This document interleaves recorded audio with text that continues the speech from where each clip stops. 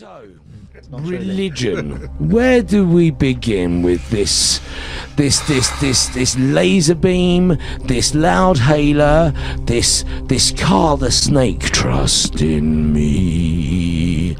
This word belief, and there are so many of them.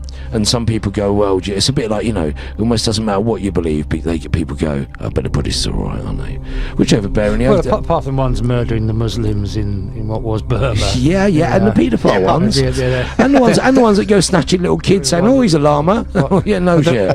Sorry. They're extreme Buddhists. Yeah. I'm afraid that it feels to me that nearly all of the organised religions, and this doesn't make that everybody that has a faith within that religion. No, absolutely not. Let's separate faith from belief. Okay, let's have it. Yeah, because belief is a mindset. Whether that is a religious belief or even a belief in science, it is a mental structure through which we see the world. It's given to us. It's given to us through our parents, through our culture. You wouldn't ask for it, would you? Through our indoctrination. And there are 7 billion perceptions of reality on this planet alone. Everybody has a belief system through which they understand the world. We're not talking about one belief against another belief here. I'm saying that my belief is right and your belief is wrong. What I'm saying is all belief is wrong. And that a perception, by very definition, is a perversion of the truth. Yeah. It's the truth perverted through that belief system. Now, if you were born in Iran, let's say, you may have a very different understanding of yourself and a very different understanding of reality. Yeah. Would right be wrong and now wrong be right? I mean, yes, yeah. It's red atheists it is. Oh yeah, I forgot them, of course. Yeah, which is because that's a belief. That's a complete belief. Yeah. I used to believe in that. Now the problem is, the challenge is that once you have a science. In science, you believe. Once you have a belief, and some of the most close-minded people I've ever come across claim to be scientific. They'll tell you that scientific knowledge is the sum total of reality, and anything outside of their knowledge is unbelievable. It can't be explored, which of course is nonsense, because science is evolving and beliefs are changing in science all of the time. It's not settled. This idea of settled science is complete insanity. Now, because once we have this belief system, we have to reject anything outside the belief, because our identity becomes attached to that belief system. I am my beliefs. Yeah. Which means I can't be wrong. Yeah. I believe this. I believe this. Yeah. Who's the I that believes? Yeah. Which leaves us, it makes it impossible to see anything outside of the belief. And I think this is a bit of a challenge with the truth movement, isn't it? That once we start to challenge the belief structures, people will be very threatened and they need to defend their beliefs because they think that's who they are. And some people get very aggressive.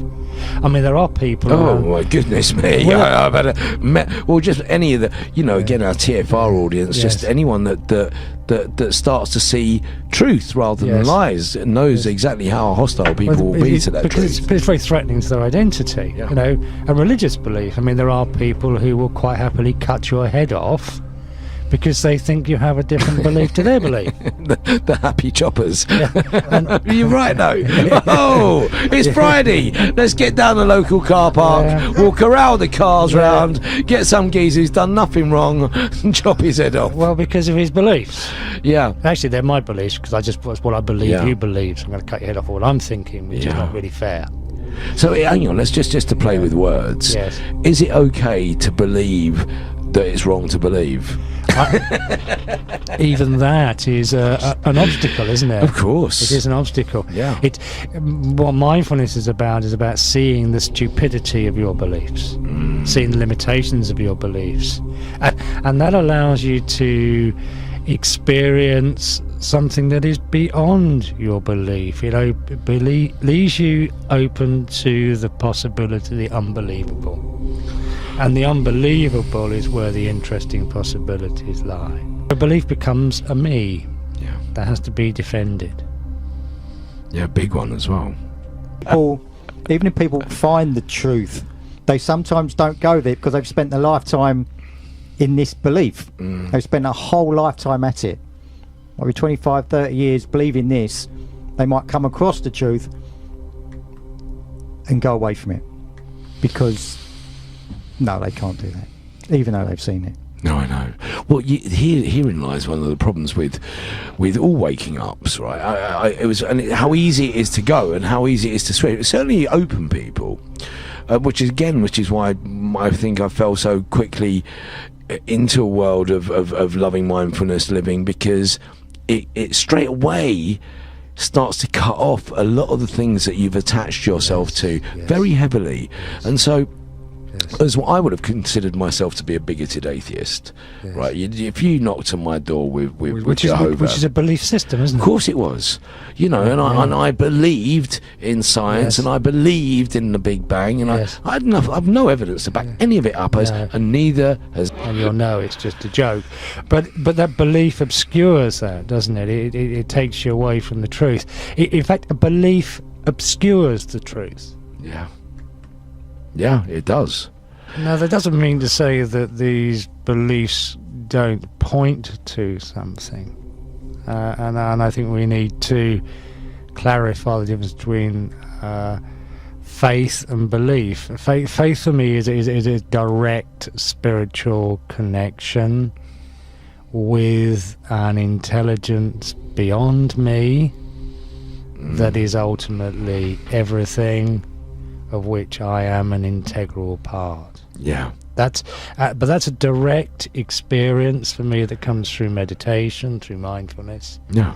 It's not filtered through belief. No, it's based on your own actual feeling and observation that come from you, not from anything else.